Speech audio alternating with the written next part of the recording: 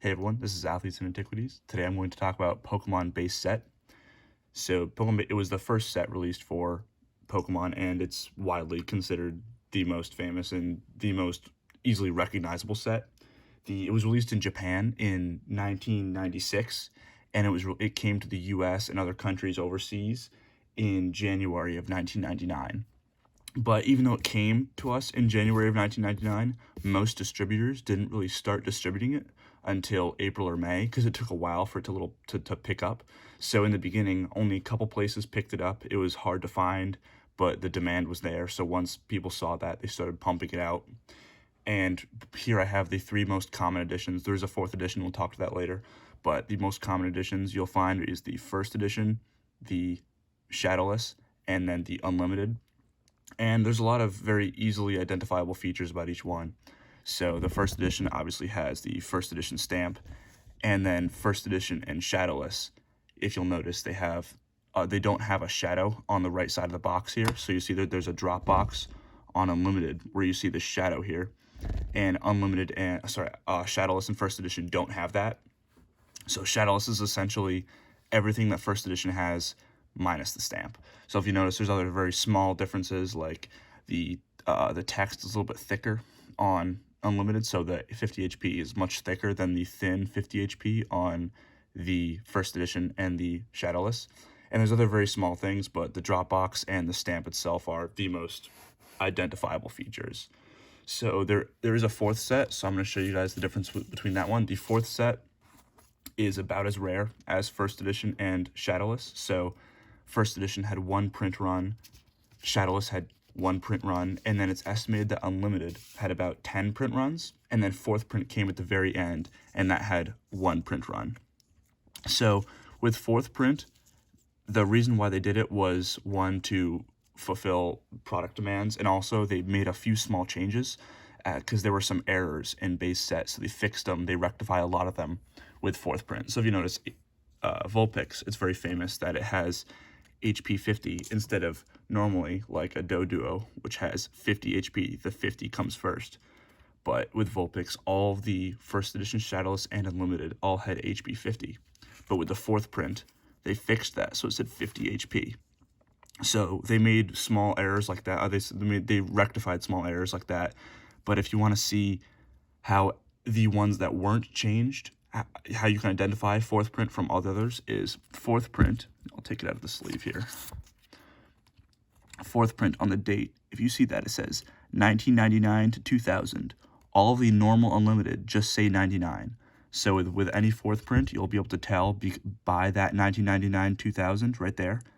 But if it is a card that was changed, you can tell it was changed because of a lot of the errors, a lot of the like sign errors when, for example, like Blastoise, there was a lot of problems with that, with visuals, all that was changed.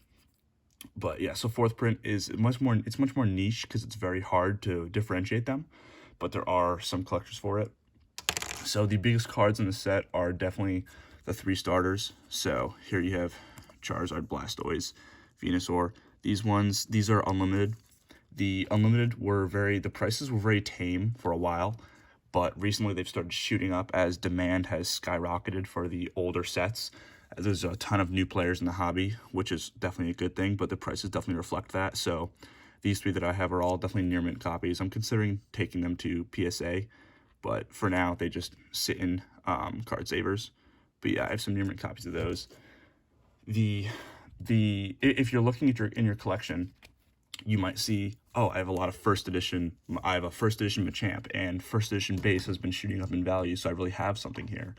But the problem was the Machamps that were released, they were released in these player starter decks, and every single one had a first edition stamp, even the Unlimited ones.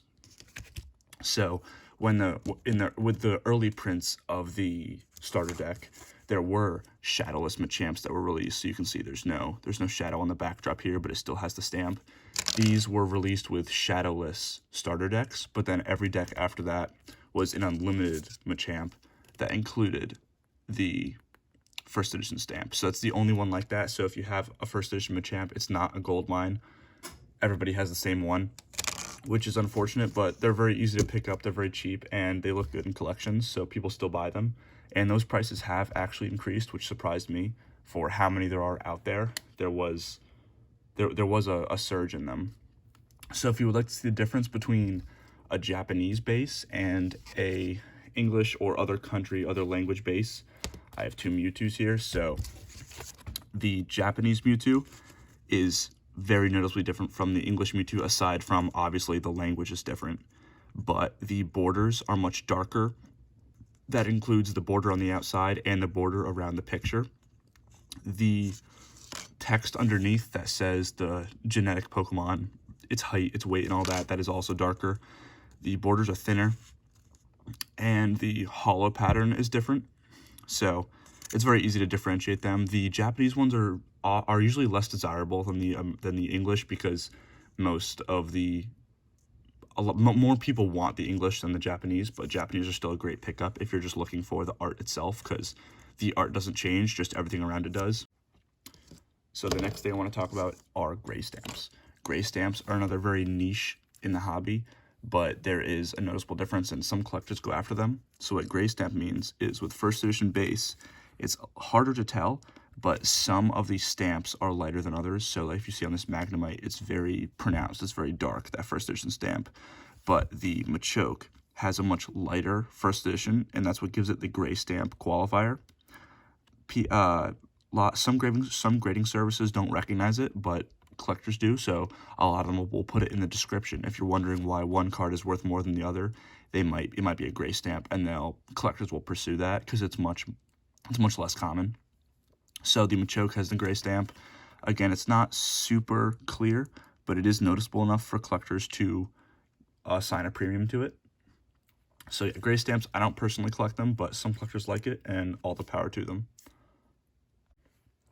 So from a dollar signs perspective, the best cards to pick up are obviously the holos. So first edition Shadowless are king, but those cards, although they increase in price at a much faster rate than unlimited, they're out of the price range of a lot of collectors. So the first edition Shadowless have increased tenfold in the past couple years, so a lot of collectors have turned towards unlimited, which is why that's seen a surge in the last few months. So any of the holos, Charizard is the king, obviously, but any of the holos, whether it's the top three, whether it's like some of the lesser ones, such as Mewtwo, Gyarados, Nidoking, the other ones, those are all great pickups. Again, if you can afford it, first edition and Shadowless is definitely what you want to look out for. But unlimited, it's still a more conservative purchase because it's the first set, everybody wants it. But I definitely recommend picking up the non-rares as well. So I've been buying lots of the Shadowless commons and uncommons, so like the starters like Venusaur, Charmeleon, Squirtle, etc. Those are all great. They're great for collectors who either already have the holographics or can't really afford those, so they'll go down to first edition or Shadowless starters or other like Pikachu, stuff like that. Those have all been shooting up in value, so those are great. But really, honestly, when it comes down to just collect what you like, but if you are looking at it from purely a monetary perspective, those ones are definitely your best options.